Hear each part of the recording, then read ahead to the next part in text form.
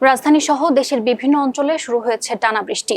কোথাও দেখা যাচ্ছে দীর্ঘস্থায়ী ভারী বর্ষণ। এর কারণে জলাবদ্ধতা ও বন্যার আশঙ্কাও দেখা দিয়েছে। হাওর অঞ্চলে ফসলের ক্ষতি আরো বড় দুশ্চিন্তার কারণ। আবহাওয়া পরিস্থিতির এই অস্বাভাবিকতা নিয়ে আজকে আমাদের আলোচনা। প্রথম আলোর বার্তা কক্ষ থেকে আপনাদের স্বাগত জানাচ্ছি আমি সাদিয়া ইয়াসমিন। আমার সঙ্গে উপস্থিত আছেন পার্থ শঙ্কর সাহা, সহকারী বার্তা সম্পাদক, প্রথম আলো। আপনাকে স্বাগত। ধন্যবাদ। আমরা দেখছি রাজধানীতে থেমে থেমে বৃষ্টি হচ্ছে। এই সময়টাই সাধারণত কালবৈশাখী হয়, এর প্রভাব দীর্ঘস্থায়ী হয় না, অর্থাৎ বৃষ্টি এত দীর্ঘ সময় ধরে থাকে না। তাহলে আজ এই অবস্থা কেন? আবহাওয়া অধিদপ্তর কিন্তু গতকালই একটা পূর্বাভাস দিয়েছিল 96 ঘন্টার, যে সময় দেশের সমস্ত বিভাগেই বলেছিল, সমস্ত বিভাগে মানে পুরো জায়গায় না, কোথাও কোথাও ভারী থেকে অতি ভারী বৃষ্টি হবে। আমরা জানি যে ভারী বৃষ্টিটা কি বলি, যে আমরা যখন 44 মিলিমিটারের মতো বৃষ্টি হয় তখন সেটা ভারী বৃষ্টি, এবং 88 মিলিমিটারের বেশি বৃষ্টি হলে সেটা ভারী বৃষ্টি। ইতিমধ্যে গতকাল রাত থেকে সেটা শুরু হয়েছে, এবং আপনারা জানেন যে এর মধ্যে আবহাওয়া মানে দেশের সর্বোচ্চ বৃষ্টিটা হচ্ছে কিশোরগঞ্জের নিকলিতে। তো এবং এটা কি আপনি যেটা বলেছেন ঠিক আছে, যে কালবৈশাখী ঝড়ের একটা বৈশিষ্ট্যই হচ্ছে যে খুব কালো করে মেঘ হয়, অনেক মানে দীর্ঘ একটা মেঘমালা তৈরি হয়, এবং হঠাৎ করে প্রবল গর্জন হয়, মেঘ সৃষ্টি হয়, এবং বৃষ্টি হয়ে তারপরে শেষ হয়ে যায়। ঝোড়ো হাওয়া থাকে তার সঙ্গে। এইবারের যে বৃষ্টিপাত তার সঙ্গে কিন্তু ঝোড়ো হাওয়া আছে, অনেক জায়গায় গাছ ইত্যাদি পড়ে গেছে। কিন্তু যেটা হচ্ছে সেটা হলো যে এত দীর্ঘস্থায়ী তো থাকে না। আমরা রোববারও দেখেছি কিন্তু, যে রোববার বিকেলের দিকে শুরু হয়েছিল, সেদিন সারা রাত পর্যন্ত মোটামুটি ছিল। গত সোমবারের দিকে কিছুটা রোদ উঠেছে, কিন্তু গতকাল থেকে আবার তা শুরু হয়েছে এবং এখনো চলছে। তো আবহাওয়া দপ্তরের যারা আবহাওয়াবিদ তারা বলছেন যে দুটো কারণ এখানে স্পষ্ট। একটা হচ্ছে যে আমাদের দেশের ভিতরে একটা গভীর সঞ্চারণশীল মেঘমালা, তাদের ভাষায় আর কি, যে একটা বজ্র মেঘ তৈরি হয়েছে আর কি, হ্যাঁ, থান্ডারস্টর্ম। তো সেটার কারণে, এবং এর পাশাপাশি বঙ্গোপসাগরেও কিন্তু একটা লঘুচাপ আছে। তারা লঘুচাপ ডিক্লেয়ার করে নাই, কিন্তু তাদের সাইটেও কিন্তু সেটা উল্লেখ করা আছে, এবং এই দুইয়ের আসলে সংমিশ্রণে এই বৃষ্টিটা হচ্ছে এবার, এবং সেজন্য এত দীর্ঘস্থায়ী হচ্ছে। সাধারণত আমার মনে হচ্ছে যে কেমন জানি আষাঢ় এবং শ্রাবণ মাসের একটা সময় আর কি। এই দুটোই মূলত কারণ। আবহাওয়া দপ্তর বলছে ভারী থেকে অতি ভারী বৃষ্টিপাত আরো কয়েকদিন থাকতে পারে। এই অবস্থায় নগর ব্যবস্থাপনা, ড্রেনেজ বা যান চলাচল আসলে কতটা প্রস্তুত? না, দেখেন, সেটা হচ্ছে যে ইতিমধ্যে আমরা গতকাল চট্টগ্রাম নগরের অবস্থা দেখেছি।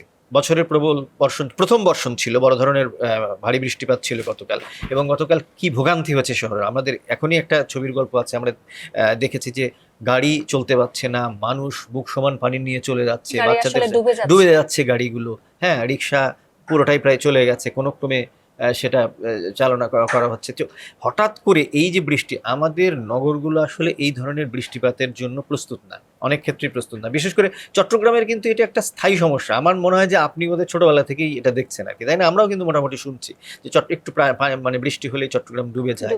ঢাকারও কিন্তু পরিস্থিতি, ঢাকায় বৃষ্টি অনেকটাই কম হয়েছে। আমরা অন্তত 12 ঘন্টার কথা বলতে পারি, সেখানে 5 মিলিমিটারের মতো বৃষ্টি হয়েছে। কিন্তু যদি অন্যান্য এলাকার মতো 50-60 মিলিমিটারের মতো একটানা বৃষ্টি হতো, তাহলে ঢাকায় আসলে পরিস্থিতি হয়তো বা খুব একটা ভালো হতো না। এবং শুধু ঢাকা চট্টগ্রামের কথা কি বলবো, আমাদের আসলে এই ড্রেনেজ পরিস্থিতি তো কোনো পৌরসভার জন্যই খুব একটা, আমাদের নগর কেন্দ্রগুলোর মানে পরিস্থিতি খুব একটা ভালো না। আমরা দেখেছি এরই মধ্যে যেমন চট্টগ্রামে পানি অনেক বেড়ে গেছে, এবং কয়েকটি জেলায় আসলে বন্যা শুরু হয়েছে। আরো কয়েক জেলায় আসলে বন্যার আশঙ্কা রয়েছে। পরিস্থিতি কি হতে পারে?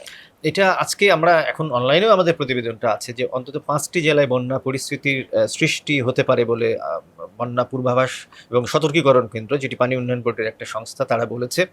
এবং এই 5টি জেলার মধ্যে ইতিমধ্যে 2টো জেলায় নিম্নাঞ্চল প্লাবিত হয়েছে। জেলা দুটো হচ্ছে আপনার নেত্রকোনা এবং মৌলভীবাজার।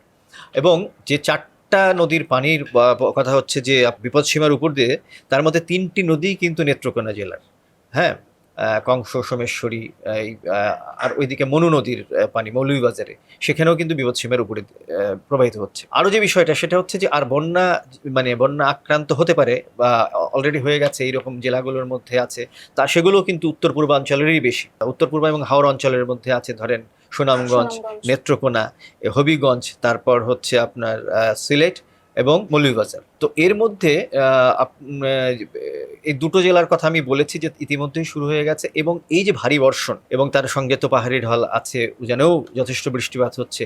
এই বৃষ্টিপাতের কারণে প্রধানত নিম্নাঞ্চলগুলো প্লাবিত হওয়ার একটা আশঙ্কা দেখা দিয়েছে এবং কিছু কিছু জায়গায় শহর অঞ্চলেও কিন্তু পানি ঢুকে গেছে।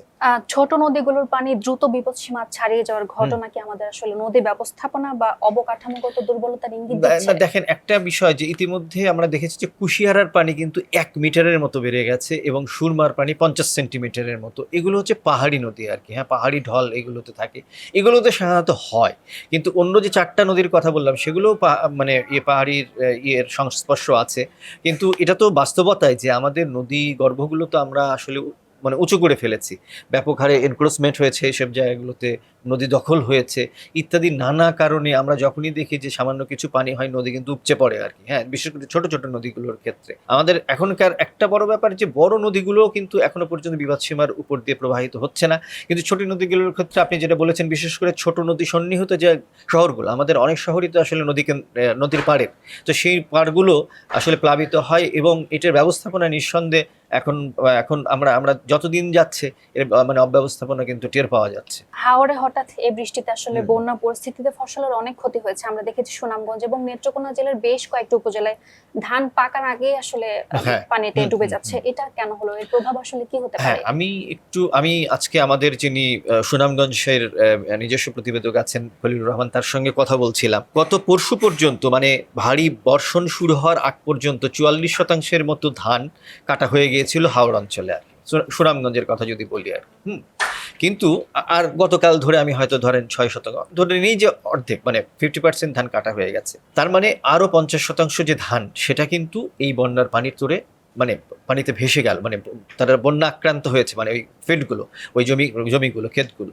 তার মানে একটা খুব বড় ধরনের ক্ষতি কিন্তু মানে হওয়ার আশঙ্কার মধ্যে আমরা যাচ্ছি। তাদের আসলে হাওর এলাকা হওয়ার কারণে সেই জমিগুলোই আসলে তাদের জীবিকা অর্জনের হ্যাঁ একটা বড় ক্ষেত্র, বিশেষ করে বড় এই মৌসুমটাই হচ্ছে তাদের খুব বড় ধরনের একটা আয়ের উৎস, তাদের জীবিকার উৎস। এখন এর সঙ্গে একটা যুক্ত হয়েছে কি, যে ধরেন গতকাল 2টো বাঁধ ভেঙে গেছে, পানি ঢুকে গেছে। বাঁধ ভাঙার আগেই কিন্তু পরশু রাতের যে প্রবল বর্ষণ সেখানে পানি ঢুকে গিয়েছিল, কালকে বাঁধ ভেঙে সেটা আরো মানে নাজুক অবস্থা তৈরি হয়েছে, আর এর মধ্যে তো এখন প্রবল বর্ষণ শুরু হয়ে গেছে। এখানে ক্ষেতের ফসল গেছে সেটা একটা তো সমস্যাই, কিন্তু দ্বিতীয় যে সমস্যা হয়েছে, অনেকেই কিন্তু ধান তুলে মাড়াইয়ের জন্য রেখে দিয়েছিলেন, সেটার আক্রান্ত হয়েছে। এটা খুব বড় ধরনের সমস্যা এবং এই সমস্যার কারণে ধরেন অনেকে ভেবেছেন যে না, অন্ততপক্ষে আমরা যে মাড়াই করার যে জায়গাটায় রেখেছি সেখানে ফসলের তেমন ক্ষতি হবে না, কিন্তু সেটা হয়েছে। এটা খুব বড় ধরনের বিপর্যয় হয়েছে। এমনিতেই এবার কিন্তু ফসল যেটা এবার এতদিন পর্যন্ত না কাটার একটা বড় কারণ হচ্ছে এবার ফসল পেকেছে হচ্ছে দেরি, ধান পেকেছে হচ্ছে দেরিতে, তো সেটার কারণে অনেকে রেখে দিয়েছিলেন খেতে।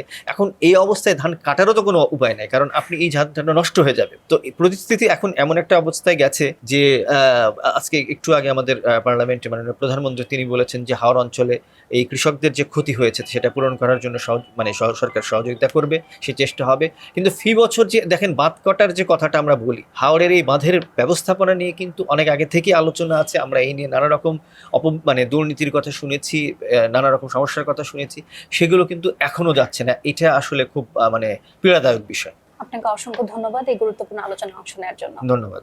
দর্শক, আলোচনা করছিলাম অস্বাভাবিক বৃষ্টি, সম্ভাব্য বন্যা এবং তার প্রভাব নিয়ে। প্রথম আলোর বার্তা কক্ষ থেকে আজকে আমাদের আলোচনা এ পর্যন্তই।